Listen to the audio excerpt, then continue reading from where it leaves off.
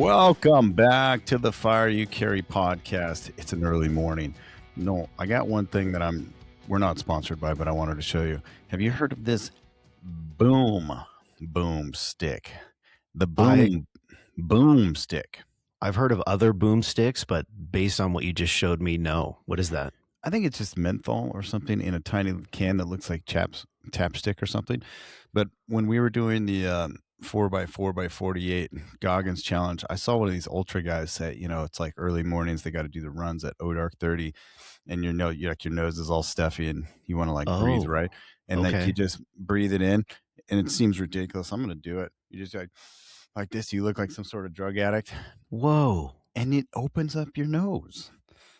And it's like a quick, I don't know if it's menthol or whatever it is. I don't think it's like drugs, but anyways, it does open your nose. And I used it this morning because we're recording early morning and I felt stuffy.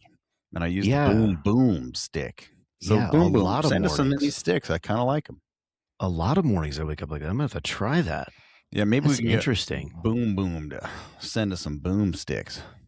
Yeah, we could use that. We're firemen. All kinds of reasons we could use that. That's interesting. Yeah, I never heard of that. Well, we have a pretty fun show. I got to shout out our buddy Nick Field, who is a podcast listener. And Nick Field went to the Texas A&M Fire Academy. I think he got just hired by Bryan Fire Department. And there's been multiple others. What do we got, Max? Yeah, I just had a cool experience with Max from San Marino Fire. I'm not going to try to pronounce his last name because it's Russian and I'll mess it up. Milosh. But rad dude. Yeah. I wish it was Milosh because then you could say it. But anyway, rad dude. He came over to the station and hung out with me. Very cool. A couple of days ago. We had a great chat. It was cool to meet him. He and I actually found out when he came over, he had come to our very first stair climb. I remember when he had just started riding the ambulance, and now he's working for San Marino. So that was very cool. Very cool. Always cool when podcast guys reach out. Yeah, so we've had them and at least a few others said, hey, they enjoyed the oral interview episode and said, hey, we got past that point. We got hired. Hallelujah. Congratulations, guys. And so they were trying to say tips on how to get to be a good probationary firefighter.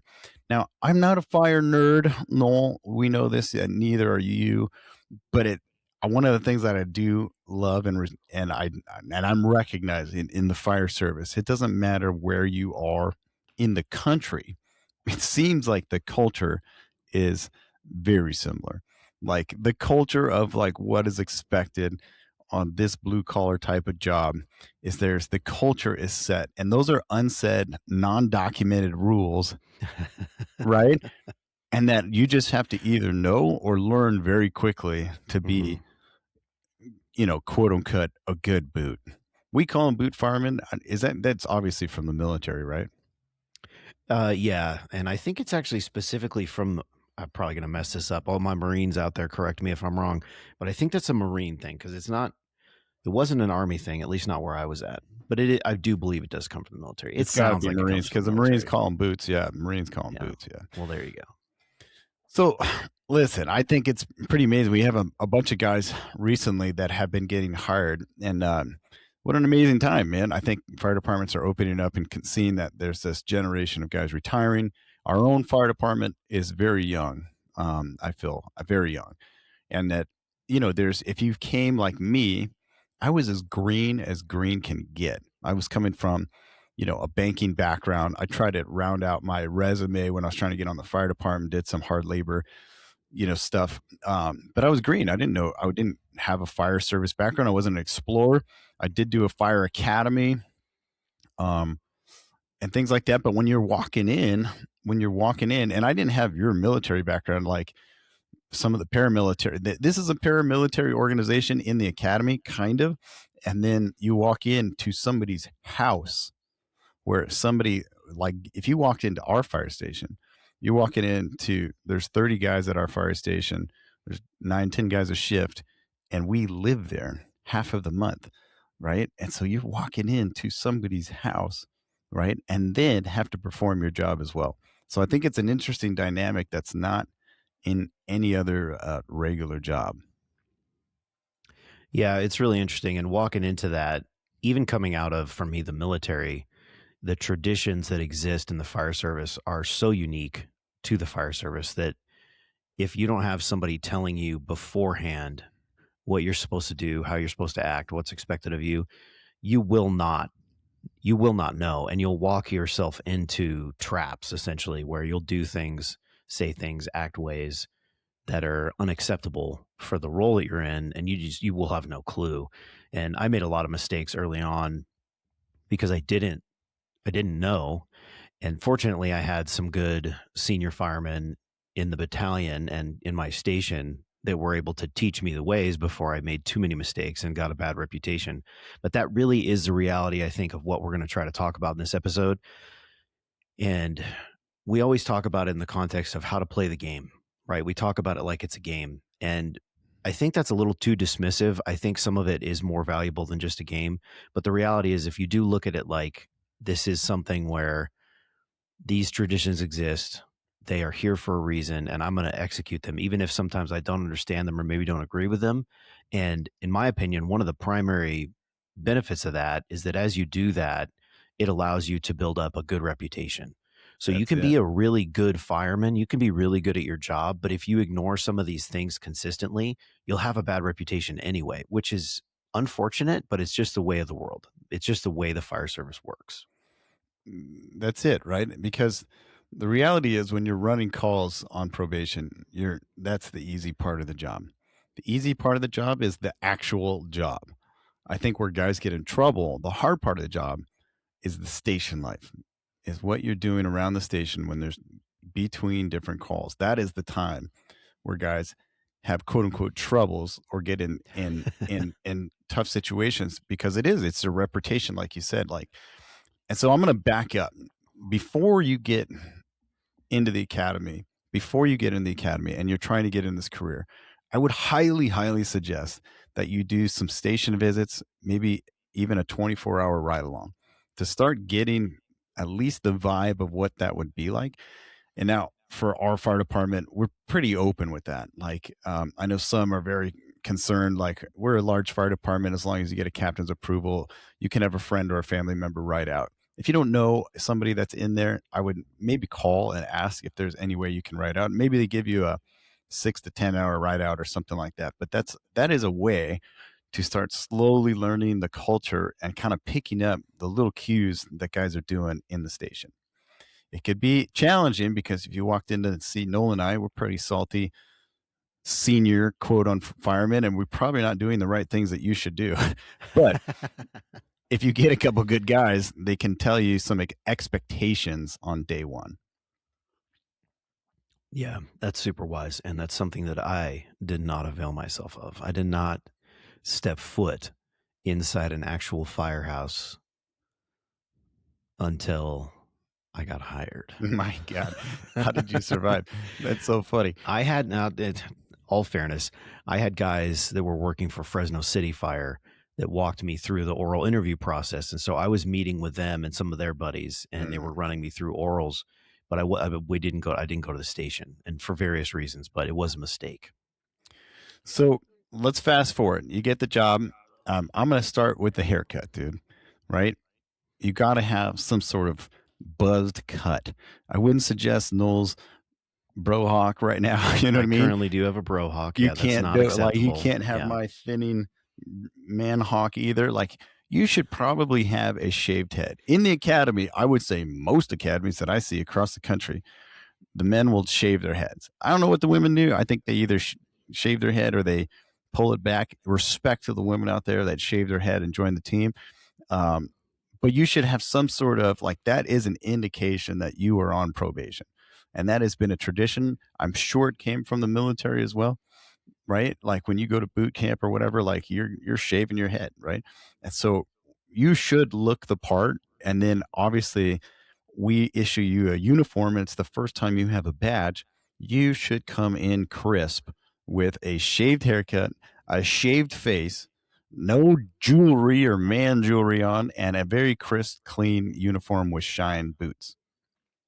Yeah, and that goes for the beginning of the tower or the academy and day one of probation showing up to your station and every day after until you're off probation. Every day. Showing up in uniform, having your hair cut, shaved already, right?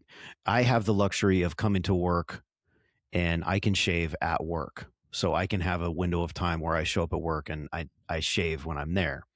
But when you're brand new and you're on probation, that time needs to be used for other things, which we're about to get into. So show up ready.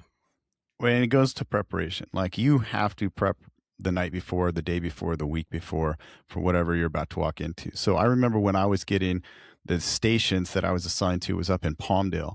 It was like 2.5 hours from me, right? But I did drive and I did like a dry run to say, I wanted to see what time I would need to leave my house to be there by 6 a.m. So LA County we relieve at 7 a.m. and it's a bro deal. You technically don't start your shift till 8 a.m., but we bro you ditch each other out and show up at 7 a.m. so those guys can get home and see their family and beat traffic. There's other fire departments like LA City. I think they relieve at 6 or 6:30.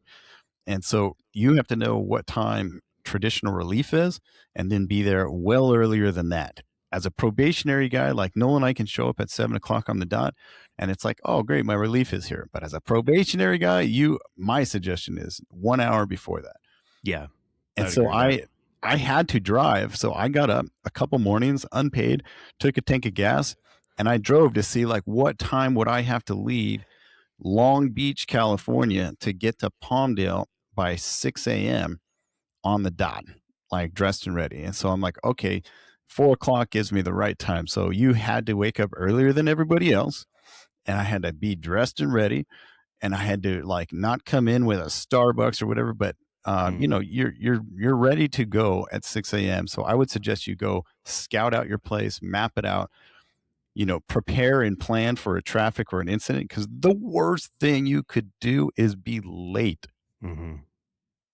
Let me highlight a couple of those things. This episode is going to take a lot longer than I thought when we first planned it. Two things. For you youths out there who are hearing Kevin describe getting in his car and doing test drives, that's commitment, that's dedication. It's awesome. For those of you that are thinking, well, you can just use Google Maps and punch in your start and your stop and your time that you're planning on making the drive, and it'll tell you roughly how long that'll take. That didn't exist during the time that Kevin is talking about. Like Kevin and I are talking about, decades ago. Not quite, but a while ago. So that kind of stuff didn't exist. So you literally had to make the drive. And there's still value in that, even though technology can help.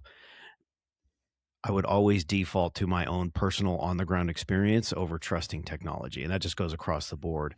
The other aspect that you just mentioned that has now slipped my mind, and I'm going to keep talking until maybe it comes to my brain. Nope, it's not here. Oh, the Starbucks.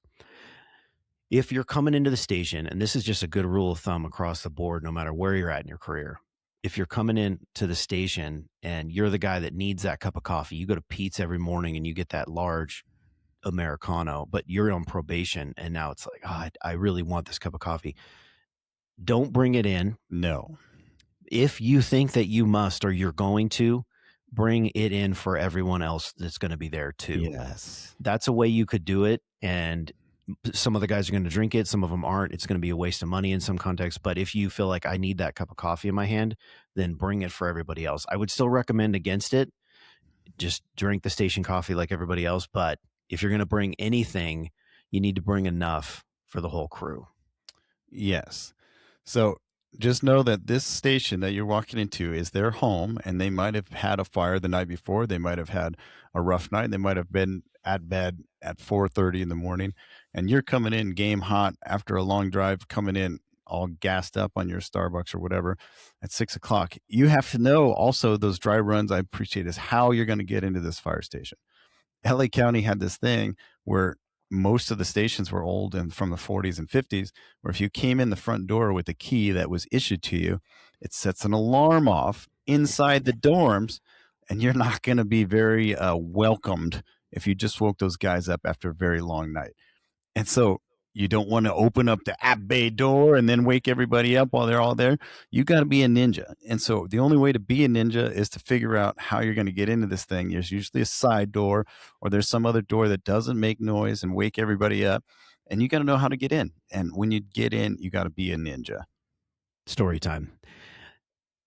My first or second overtime that I ever took was, I don't even remember what station it was at, but it was in a pretty urban area. It was in a city and kind of like in a downtown area where there's no parking anywhere. The station was tiny. There was a gate to get behind the station. The gate was locked, and I parked my car on the street, and I'm already stressed out because it's an overtime. Yes. I'm new. I'm in a very uncomfortable place for me. I'm in a downtown area. I didn't grow up in the city. I hate driving in places like that, even still. So I'm kind of already a little bit on edge, but I park in front of the station and I go through the front door because I have a key, right? And that's the only door available to me because there's a locked gate. Now, I could have gone through the locked gate because unbeknownst to me, the key that I had also unlocked the gate, but I didn't know that and I didn't try. The alarm goes off and it's 6 o'clock, and these guys are at a busy kind of city station, so they were up at night, and it was a terrible start to the day. Yeah, thanks, bro. You just woke Yeah, up I the got whole thing yeah, I got cussed out on your on first day. minute 5 of my first shift of my first or second overtime. It was rough. It's happened to everybody. If you don't know, Right. you don't know. But I'm more apt to now call the station and say, I'm working there tomorrow. Do you guys have a gate? Do you have a code? How do I get in? Now, I don't have to do that now because we don't have to show up an hour before everybody else. But if you're on probation, you might want to scout that out and figure out what's the best way to get in? Where should I park? And you have to be considerate because other guys, there's 10 guys coming in and 10 guys leaving. A lot of places will double park. You leave your keys in your truck or whatever it is so that somebody can move it.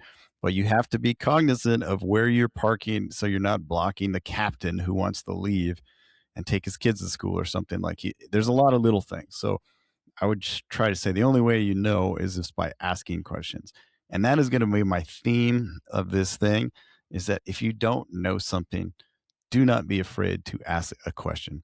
I didn't know anything, right? But you have to have some confidence. I think where guys really struggle on probation is pretending they know when they don't. We all know you're just starting this career, or maybe you came from another fire department. Our culture is different, our tactics are different. If there is something that you don't know and they ask you, just say, "Sir, I don't know. What's the best way? What would you do?" And then take notes and say, "I will get back to you," or whatever it may be. But don't be afraid to ask questions. Very good. If that's your theme, then you just highlighted something on the parking situation that I think will be my theme. I'll take a theme. The best way to think about your decisions throughout the day that you're making, from parking your car to a bunch of other stuff, is just, if you look at it from the lens of everyone else here is more important than me, you'll make the right call. So if there's a if Mm, there's an awesome parking spot right by the door that you're going to bring your gear into, do not take that that's spot. not you. That's for the senior guys. That's for the captain. That's for the guy who's got to get out of there quick because he's going to work in overtime somewhere. If there's a spot in the very back corner of the lot, you take that spot. And it doesn't mean, I mean, it's just a principle, right? It's a principle from, right, the Bible. This is one of Jesus' teachings. We count others as more important than ourselves. That was a terrible paraphrase of a verse that I read. But anyway, I got it. you get the point. It's just a good rule of thumb for your life anyway, but especially when you're on probation, that is how you're conducting yourself. And it is for a reason. It's not just because the guys that you're going to work for are jerks or anything like that. It exists for a reason. And if you look at things through that lens, you will do well. Yes. Now, you get We get there, you know how to get in. You are going to somebody's house. Again, my house, Noel's house. And one of the things, if you weren't taught this as a young man, and this is not something that your family did, this is something that you're going to have to do with this new fire family, is bring something. You have to bring in, like Noel said, coffee. So a lot of people bring in donuts. If it's your first day, it should be something kind of fancy, and it's going to be maybe like a real nice bagel spread or something like that. And there are people like Noel that will look at you in disdain if you brought carbohydrates and sugar in, but there's other people that traditionally will say, "Thank you," right? And so when you have to bring in something, my suggestion is for all the guys, is you find out how you're going to get in the station.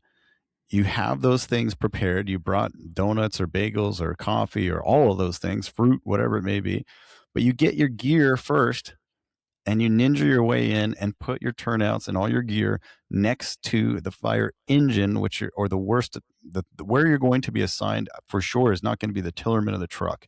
So more than likely, you're going to be either the inside man or the fireman riding backwards, and you put that stuff down first, and that's in case they get a 607 call. You could be like, jump on the rig and relieve that guy. Right. And then after you put your stuff down, you put it where it needs to be. Then you can go back in, get your little treats, and start setting up the kitchen. Very good. Just for some clarity, and this is specific to the county. I'm sure it exists other places, but with all this stuff, if you're in a different department, figure it out if it's different there. But for us in the county, what Kevin's talking about is day one, shift one, you're going to bring something.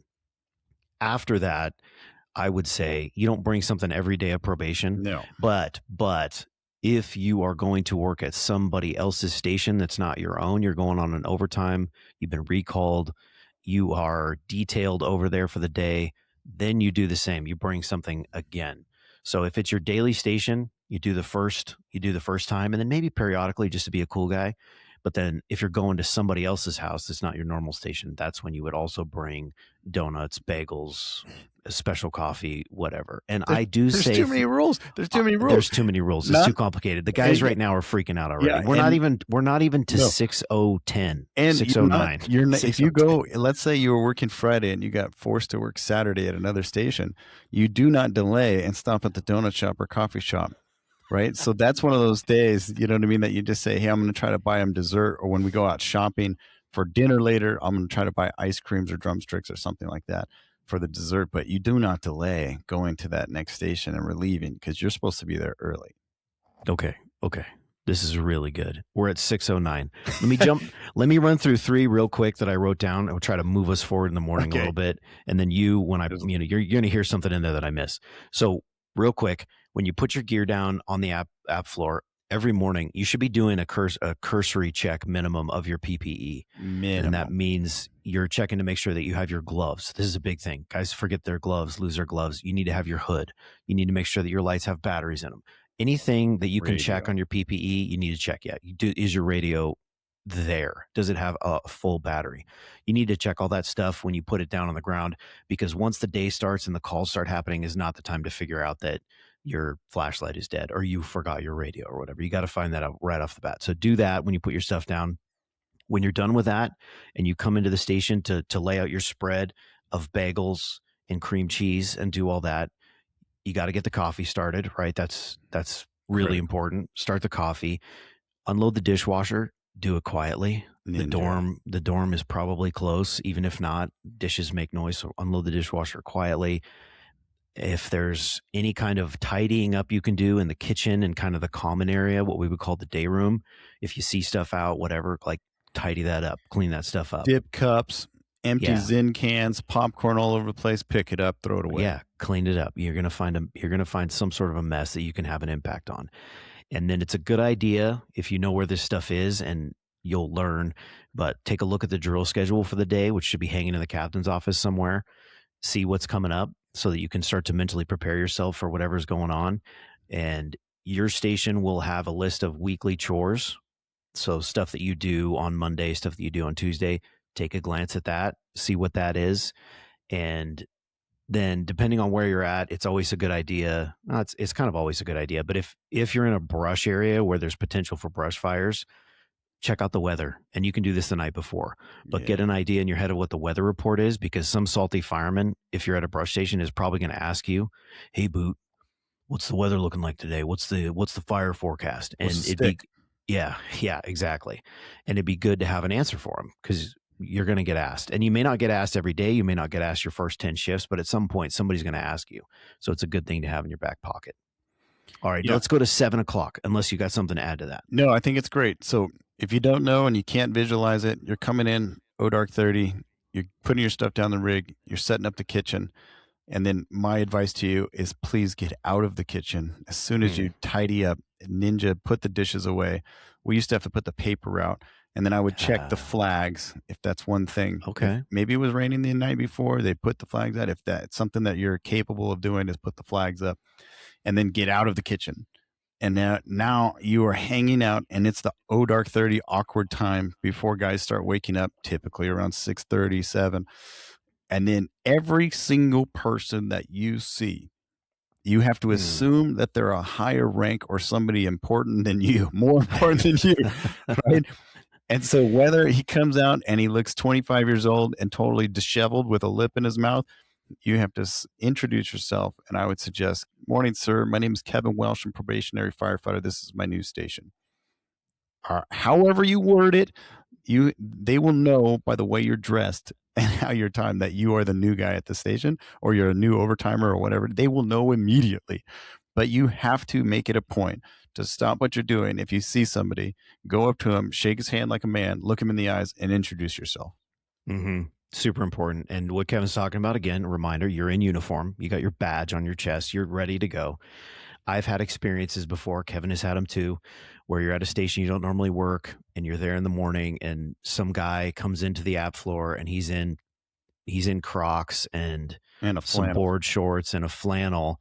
And he looks like he's maybe a couple years older than you, and you introduce yourself to him, even though you're not on probation, right? This is something you continue throughout your career when you see somebody you don't know.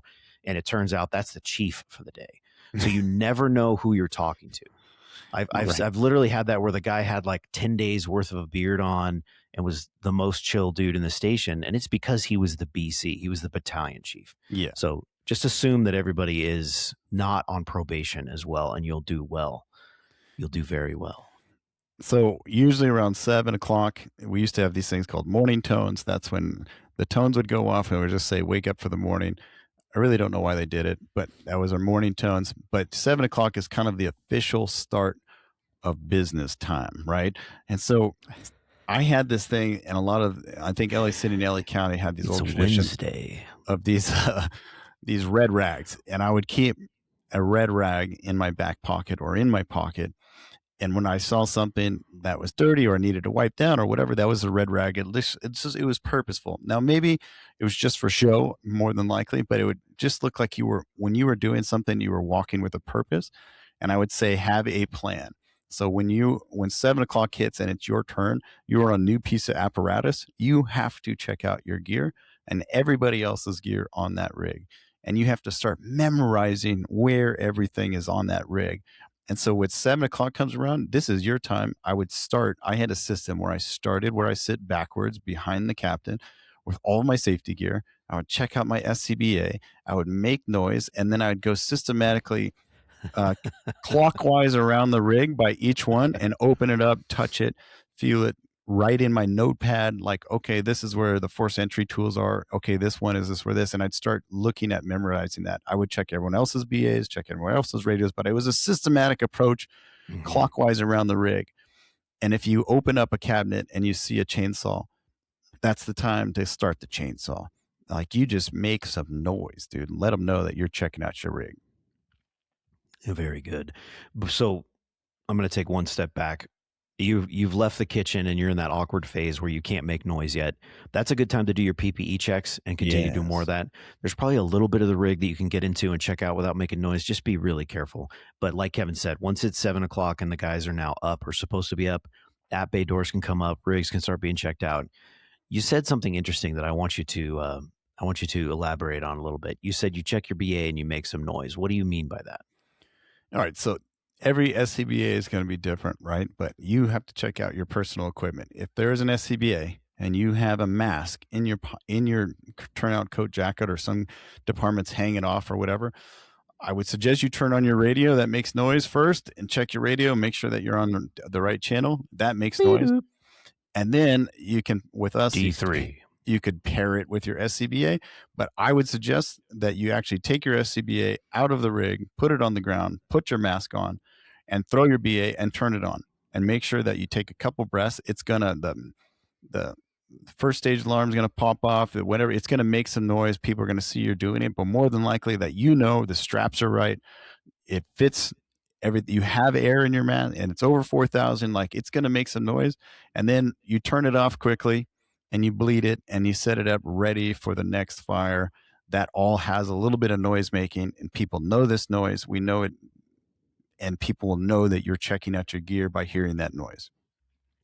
Yeah, this is one of the interesting things about all these traditions, especially this region of these traditions. You want the crew that you're working with that day, whether they're your normal crew or not, you want them to know that you're the guy who's out there actually checking out his BA, because there are plenty of people in our line of work who don't do that. So you want the guys to know that, hey, I'm out here doing my thing. But that shouldn't be your only motivation for doing it, because you could get a structure fire in 10 minutes or 5 seconds. And if there's something wrong with that BA or that chainsaw or any other piece of equipment that you might be relying on for your life or for somebody else's, you need to know that it works. So there's an aspect of, no matter what, I'm going to check that. I'm going to check my radio. I'm going to check all these things. But there's also an aspect of it that I want these guys to know that I'm doing it. And they're probably not going to be in the app bay with you. There'll be a couple dudes in there, but the rest of the crew's in the kitchen having coffee. And so honestly, it, as silly as it sounds, you need to be loud so that they know you're out there doing that. And it just is what it is. I'm not going to apologize for it. One of the things that there's a unique thing. There's a unique thing here, and this is crew and person dependent. But if I am your relief as the salty senior fireman, and you come in at dark 30 and take all my crap off and set it on the ground, I'm pissed. Yeah, right? I don't like that. So I would suggest that, yes, you have to check out your gear, and yes, you have to do your thing, but the guy set it up in a certain way that's probably done that for many years, and it might look like a hot mess to you. It's not folded right, but he knows exactly where his hood is. He knows exactly where his boots are, and that's his setup to be run ready for a fire. I would highly suggest you don't touch anybody else's safety gear or possibly put it somewhere else. Some guys think, oh, I'll go put away Nole's gear so he doesn't have to. Not good. Nole's put his gear away the same way for 15 years. You don't touch that, because that is his stuff that he does not want to say, where the hell did the boot put my mask? Where's my, you're going to have problems. So I would suggest you just work around whoever's stuff it is until you relieve him, and they'll give you a rundown. Too true. I'm going to read this list real quick. You gave your way that you do your checkout, and I'm almost identical to that. I think the most important thing is to have your own system that you don't deviate from, so that you don't miss stuff. Don't do it randomly and differently. Do it the same every time. I found this list on the wall of a station recently, and I took a picture of it because it was really well laid out and had a lot of good stuff for guys on probation. In fact, I'll probably put it in a PDF form and link it in the show notes, because I think it'd be helpful. And then, you wouldn't have to re-listen to this episode, which is going to be over an hour. Man, who knew? There's a million unsaid rules, dude. We're not even at 7:30 yet. All right, let me read this real quick. So their recommendation for your checkouts in the morning is start at the captain's seat, replace all radio batteries, confirm that the keys and the tablet are on board. So that's the EPCR that we use for medical runs. Work your way around the rig, checking all radios, SCBAs, and cab equipment. Methodically check all pre-connect hose lines and review nozzle GPM and PSI. I also like to look at the different hose loads and remind myself or learn how long each set of hose loads are. So like this one's a 150, this one's a 300. I like to try to put that in my brain so that if we get a fire, it's not the first time I'm looking at those loads and thinking, which one do I need? I kind of know, okay, the second one in is the 300. That's what I want. You want to inspect all your tools and equipment to ensure they're ready for use. That's what Kevin was talking about with the chainsaw. And then their recommendation is you inspect your EMS gear last. So that would be your med box and your O2. And the reason they give is because it's the most time consuming. And that's absolutely true. You can spend a lot of time checking out the med box. There's just a ton of stuff in there. You can look at expiration dates. You can do all kinds of stuff. There's O2 bottles that need to be checked. You need to count how many masks you have for the O2, all kinds of stuff. So that can be a good way to occupy yourself with time. And that is also where you're going to find deficiencies most often. We use that stuff all the time, but there's also things in that box that don't get used all the time. So the glucose paste, for example, is probably expired.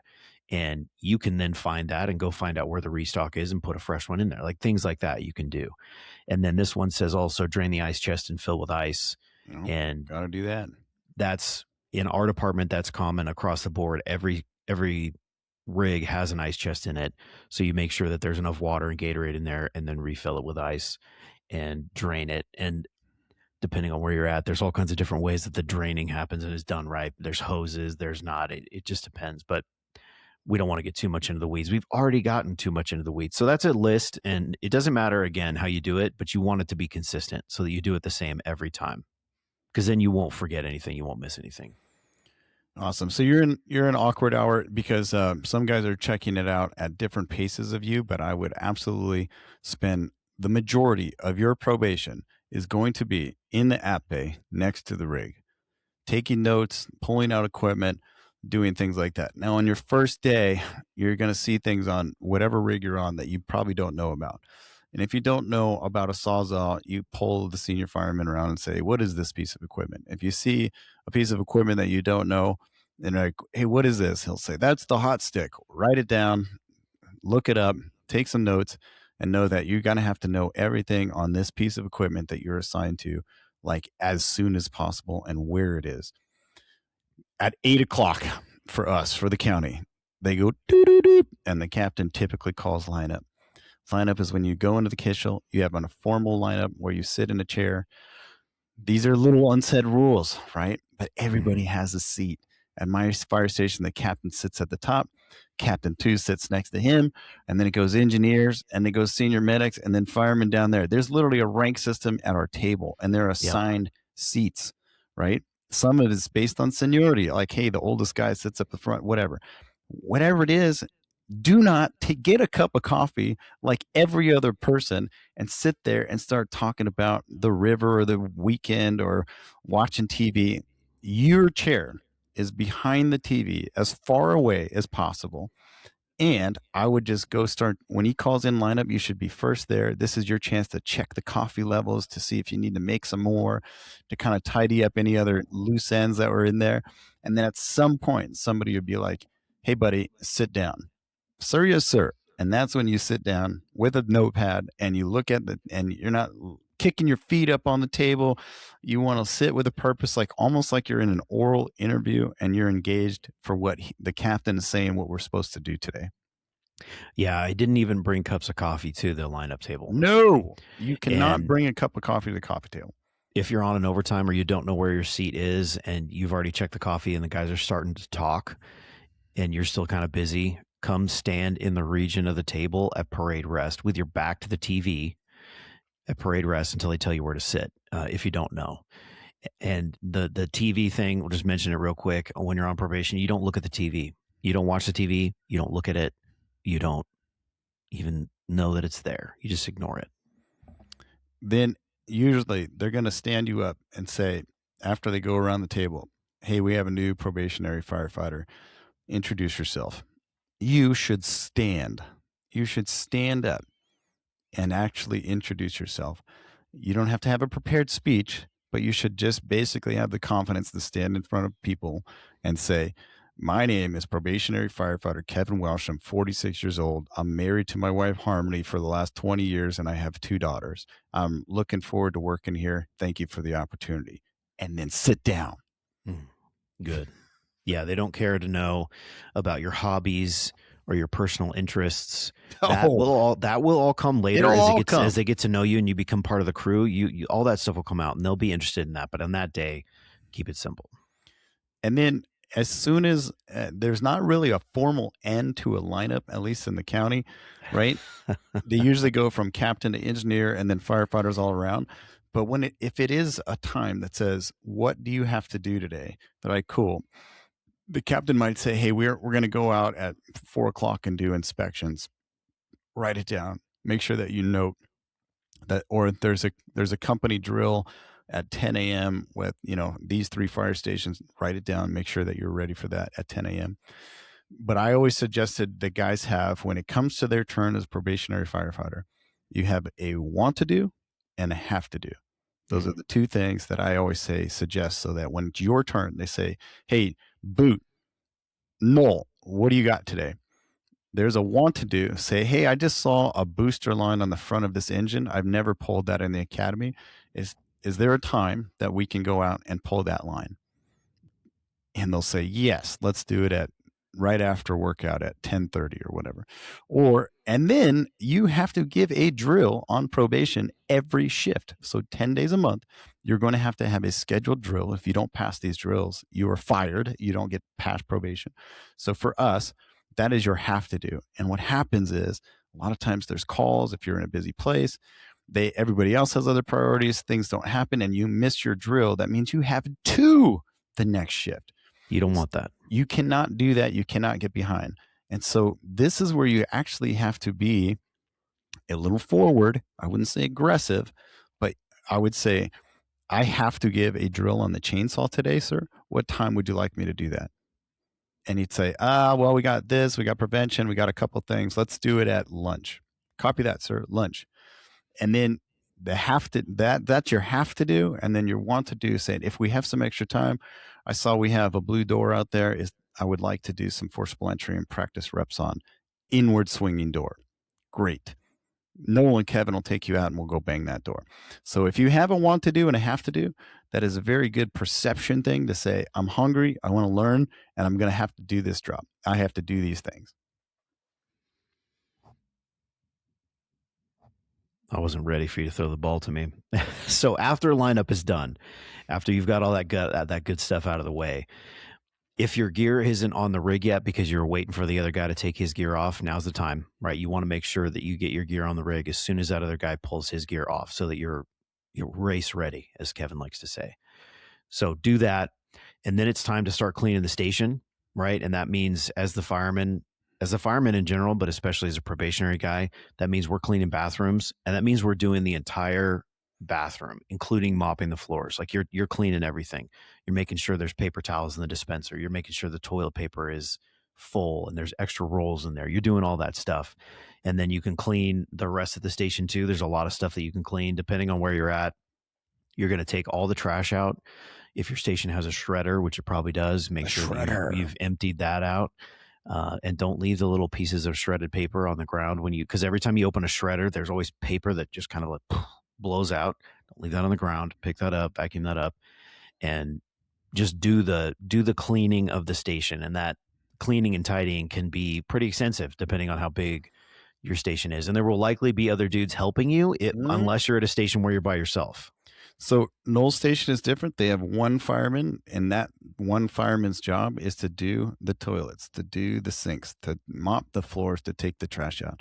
My station, there's 5 firemen, but they're probably going to slow roll and see if you take the initiative to do this, right? Because it's our workout time. You get paid to work out, but you specifically are going to take probably 20 days off a month. You have 10 work shifts. I would not get into PT gear until or assume that you're going to be part of the crew to work out. Your job is after lineup is get your gear ready, just like Nole said, make sure everything's set up.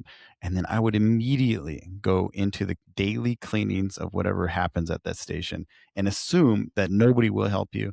And you take it as a source of pride. Like, I earned this job. This is my station. These are my toilets. These are my sinks. These are my trash cans. I am going to do a majority of this work. Yeah, that's true. That is true. And on the workout thing and changing out of your uniform, just don't do it. If they want you to put on PT gear, they will tell you, and just wait. And for some crews, day one, they'll tell you, get in your PT gear, we're working out. For other crews, they will let you go your entire probation and they will let you be in uniform all day and you won't work out with a crew. It just depends on the guys. And you just let that be a thing they invite you to. I said no many a times. They're like, hey, we're going to go play basketball. Go put your shorts on. I'd be like, no, sir, I got plenty to study. I got to memorize the rig. Thank you, sir. And I would say no until finally, like 4 or 5 shifts in, they were like, we actually need you on this team. We don't have enough guys. Put your shorts on. Yes, sir. That's a direct order. Say yes, sir. But they want to see if you're like, all of a sudden, if you go work out, dude, you're not going to go put on personal headphones and then do your own thing. Like, you probably just want to get a light bro pump in and then somehow sneak off, put back your uniform on and go start cleaning as soon as possible. All right. I've got a list of things that are just kind of good to know for like the rest of the day. I don't know if we can even like literally walk through the entire rest of the day because this is taking way longer than I expected. Let me just read a couple of these that are good, just kind of across the board. When you're addressing anyone else, you're going to call them sir or ma'am. It doesn't matter who they are. It doesn't matter if they're the other fireman on your shift who's been there for a year and a day, or if it's a member of the public, it doesn't matter. It's just across the board, sir or ma'am. You are going to run into guys like me, like Kevin, who you're going to call them sir, and eventually after a while, or maybe right off the bat, they're going to say, Stop "Hey, that don't call nonsense, me sir." Guess what you do? sir. You just keep saying sir. Later on down the road, when you're off probation, you can start calling us Nole and Kevin, but just be that annoying guy that even though the dude doesn't like to be called sir, you just do it. And if you do that, then that's just your habit. You do it across the board. You never end up in trouble because when you meet that guy in his Crocs with his half beard, you called him sir, and that's good because again, he's a battalion chief. And I would address, the Captain Nessa, sir, can I do this? Or Engineer Johnson, can I do this? Or that kind of a thing. If you don't know their names yet, just say sir. Yeah, dude, there's so much. You'll hear other firemen calling the captain, if they're really salty and they're best friends, you'll hear them call them by their first name. You're obviously never going to do that. Yeah. But you'll also hear them Or their saying nickname. Yeah. Cap. Yeah, never a nickname. But you also hear them saying stuff like Cap. Don't do that. Do what Kevin said. Use the entire title. Like be official, be formal about it. You can call him Cap later on, but while you're on probation, probably not the best. One of the most important things about being a fireman in general, but especially about being on probation when you're under the microscope, is maintaining a positive attitude, right? No matter what's going on, no matter how confused or lost you are, no matter how bad your day or night has been, be positive.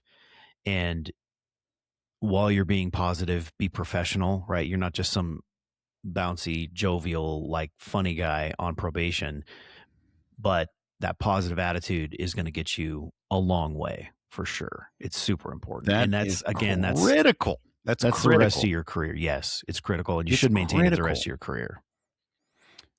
There was a guy that I was in Oxnard's Fire Academy when I was trying to get on, and he was this old, crusty, salty truck captain. He had this huge mustache, and they brought them in to like do ladders or something. And it was towards the end of our tower, and he came down and he's like, "I just want to talk to you guys."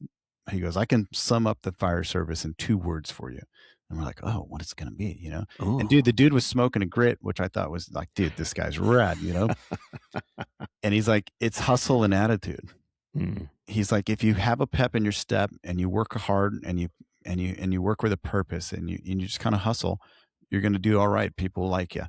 And if you have a positive attitude and you have a smile on your face, even on the worst days, on the long days, and you're not grumpy pants all the time, he's like, if you have hustle and a good attitude, you'll do really, really well in this career.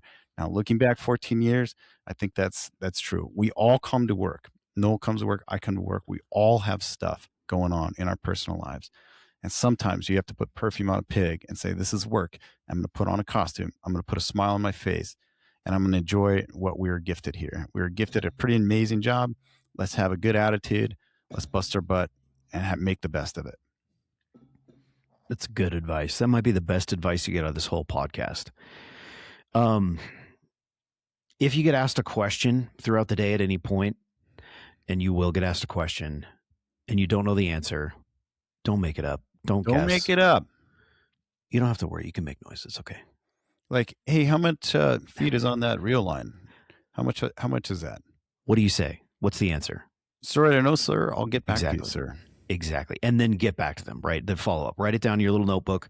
You should have a piece of paper and a pen on you at all times. Write it down, figure it out, and then go back and find that guy that asked you that and say, sir, I got the answer for you on the reel line. That's how you handle that. Yeah, and you got to get various sources, right? Because nobody's going to throw you down the line, but some of us don't know everything. I don't know, even though I've been there for a while. I'm like, he'll come up to me and go, hey, how much is on that reel line, sir?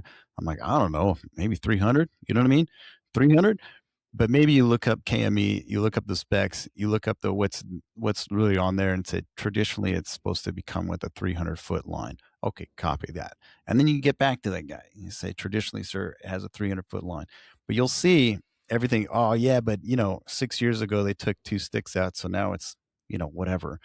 Now it's like 100-foot short or something. Like there's all these little tricks of the rig. So get a couple sources of information. Yes. When you find things on the rig or in the station that are broken or deficient or missing or just whatever, handle it yourself if you can. If you can't, then go find somebody else to assist you in that. And this is where the paramilitary part of the fire service is important. We run things through a chain of command structure, which means if I'm brand new and I'm on probation and Kevin is the other fireman on my shift and he's been around for a few years and I find out that the BA mount in the rig is broken, I'm going to go to him first because he's the next in the chain of command. And I'm going to say, hey, Kevin, I found this broken thing. And then if we can't address it and we can't fix it, then we're going to go to our engineer, our driver for that day, and let him know. And then if it needs to be addressed beyond that, he's going to go to the captain and say, hey, Cap, we need to have somebody come out and fix this. So you don't go running immediately to your captain or to that salty BC in his Crocs. God forbid. Never do that. But you do the chain of command thing. So you start as low as you can, and then you work your way up with your concerns or your questions or whatever. And the reason for that is that Cap is busy doing his thing. He's in the office getting you paid and doing all the, I don't even know what captains do, but they're in there a lot. And the engineer is doing his checkouts. And so you want to try to run things through the chain of command as much as possible. And if you can fix it yourself, then just do it. You don't need to tell anybody. You don't need to ask permission. Like, just have some, I don't know the word. I just lost the word I was going to say, but just do it if you can. And then if not, get help with the proper chain of command. Yeah, and that goes for everything, right? If you walk by an oil stain, clean it up. If you walk by and see a bag of chips that's empty, throw it away. Like all those things, you're that guy. You are that guy. Be prepared for your drills. This is one of the things that I wrote down. You mentioned this already, but I starred that. Yeah. Yeah, you got to be prepared. So if you know that you have a drill coming up and you're going to sit at lineup and tell Cap, I got to give a drill on the chainsaw today, be prepared for it. Don't plan to get it ready that day. Have it ready prior. And if you've never taught anybody anything before, then when you're at home by yourself, grab I don't know, a drill or something, pretend it's the chainsaw and teach it to your wife or your roommate or the empty room. Like, practice it, because it is important, the way that you present, the way that you speak. And I mean, you don't have to do that with every drill, but honestly, if you've never taught anything to anybody before, it'd be a good idea to do a couple dry runs before you give it to the crew who's heard 700 plus drills in their last just couple of years. Yeah, the reality of this job is there's far more public speaking than anyone could ever imagine. And a public speaking could be in a crew of 4, or it could be a crew of 30, or it could be 50 people. But just start getting comfortable being uncomfortable giving public speaking. The only way to prepare for that is to be prepared and do exactly what Nole said. I have heard of guys going to places like Toastmasters online, which helps young people that prepare and like do public speaking. There's all kinds of books out there, there's podcasts, there's the whole wealth of information, but that's going to be part of your gig, is to stand there in front of a room full of 40 people and give a speech to them on basically whatever equipment that you're doing. If you come in that blind, I'm going to give a quick story.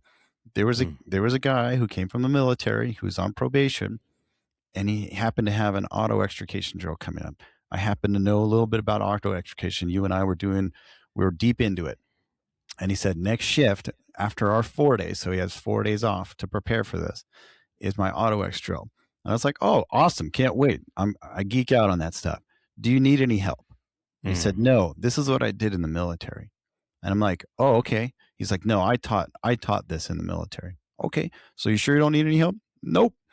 So 4 days later, I'm like, let's see how this goes. Right. He had a drill, and it happened to be in front of a battalion. Oh. So there was 4 or 5 stations there. We're all in the app bay. That means there's probably 40 guys, right? Plus. And he floundered. He obviously, what he did in the military didn't transfer over. He didn't know the specs. He didn't know how to service them. He didn't know any of the tactics. And it was a disaster. I kept my mouth shut, but one of the captains, who was his captain, was embarrassed because he did this. It was his boot. And he said, you obviously have no idea what you're talking about. This is a disaster and this is a fail. You're going to have to do this again. I would suggest you ask information. He goes, did you ask anybody before you did this drill about anything about this tool? And he said, no. Did anyone offer that? And he said, yes, sir. Firefighter Welsh did. And he's like, Firefighter Welsh offered? He's the freaking AutoX guy? And you said no? And it went down south real quick for that guy. And That's bad. that followed him the whole time he was at that station. Now the eyes are on him. Everybody is watching. They're going to see the next drill. So I would just highly suggest that it's critical. You have to prepare for that drill. So you start asking your firemen, you do your own homework, you create a 1-page document, and then you memorize whatever you're going to do so that you come prepared for that drill. If you don't, it's going to be so much harder for you. Man, that's tough. That's good. I'm going to do a couple more things on just kind of attitude. Attitude. Again, that's the number one thing. But when you make a mistake like that or anything else, take accountability for it and don't make excuses. Just own it. If you forgot to check out the captain's BA and it's empty and they catch it, they find it, just own it. Just say, yeah, I didn't check that out today. Don't make excuses. Don't say, oh, well, I was about to check it out and then Firefighter Welsh came over and told me to do push-ups and I got distracted. Just own it. There's no need to explain it. There's no need to make excuses. Sir. Right. Because if you start making excuses, it sounds like you're trying to blame it on someone or something else, and nobody appreciates that. I mean, and that's just a good life lesson in general, right? Nobody likes excuses. Extreme ownership. Oh, who's that? Oh, that's Jocko. Jocko. Yeah. But it's right? Like it is right. And then my little cultural thing that we could probably do 3 episodes on this, but is you have to be first. So if they're saying, hey, we're going to do a company drill and it's going to be on lines above ground, that is not a specialty of mine.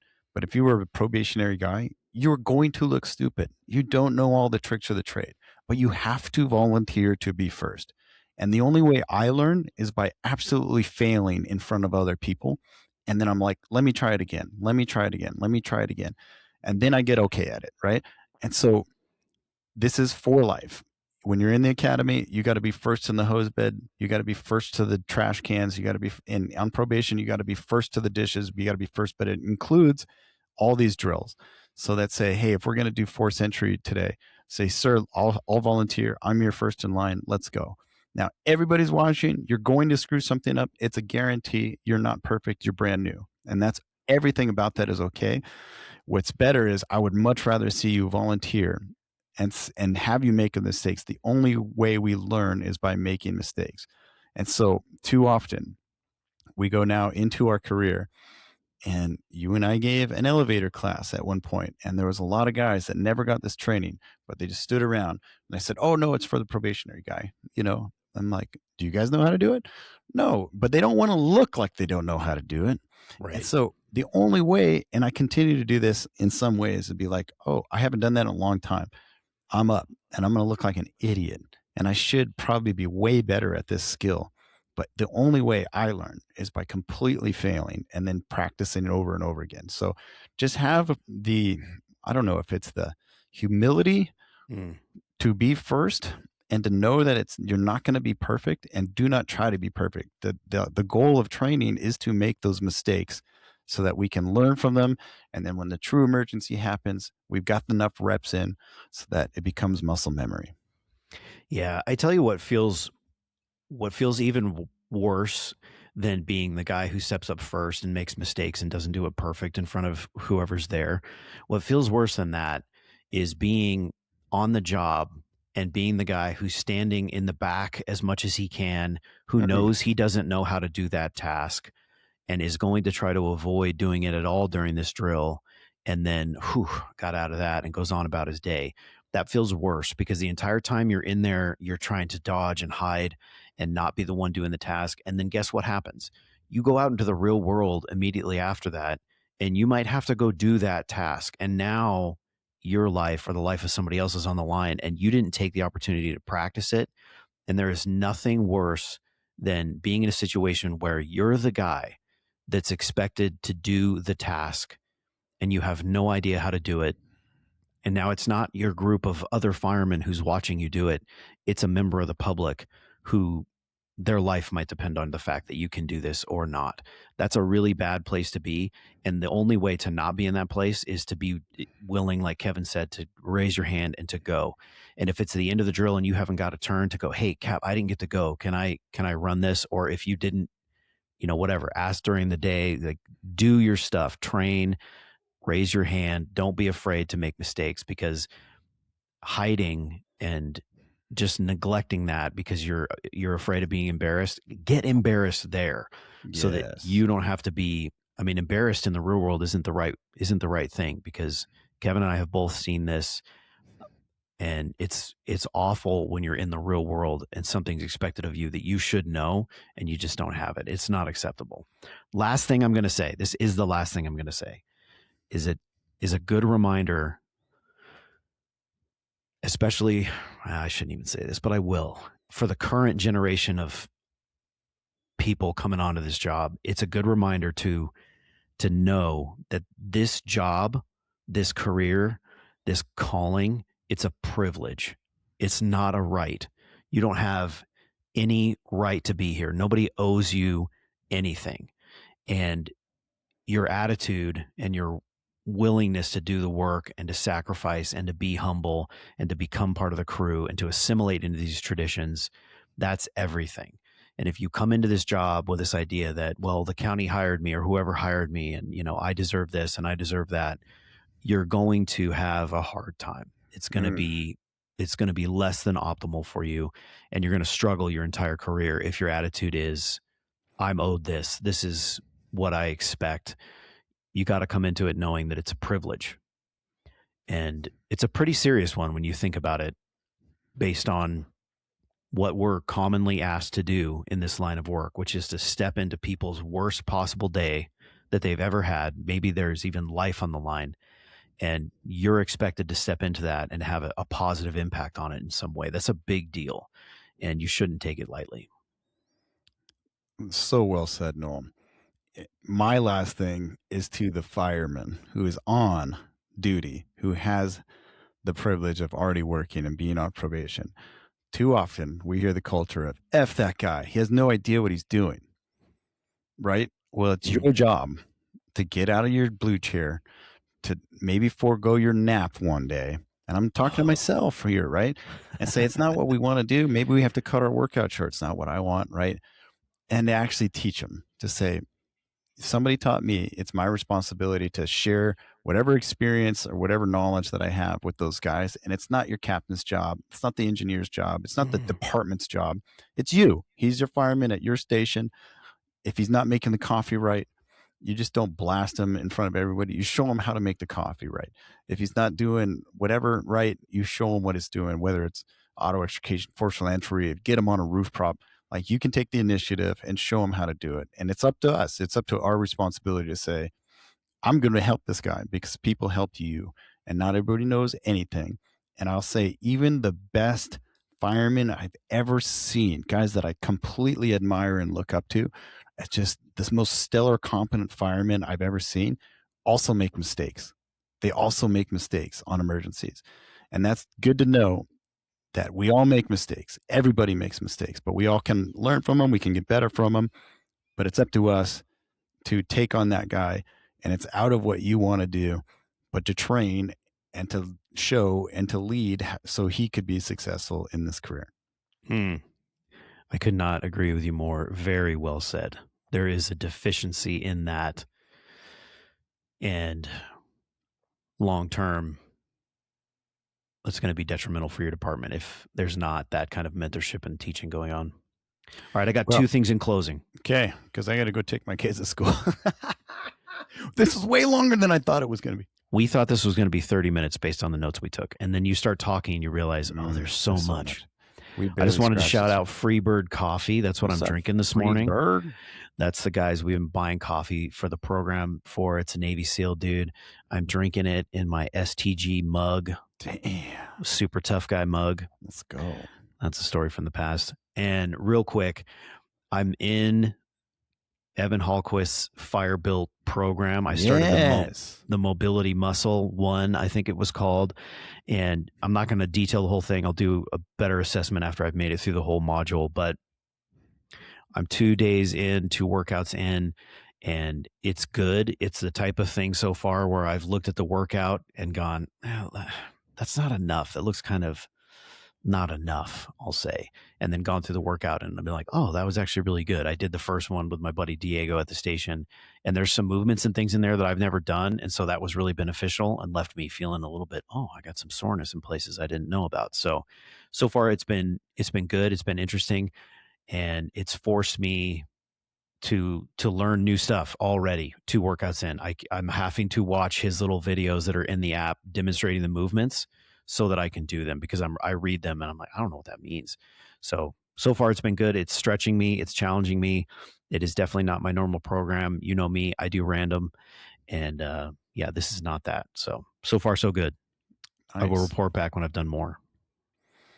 Hit us up if you have any questions. There's probably 700,000 unsaid cultural rules that we did not address.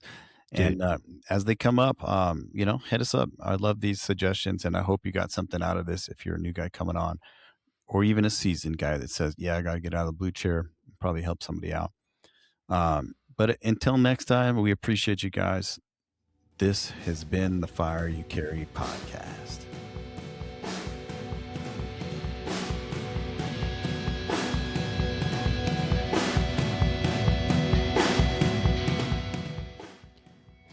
If you have questions about things on probation that we didn't mention, put them in the comments of this YouTube video, and we'll answer them for you as best we can.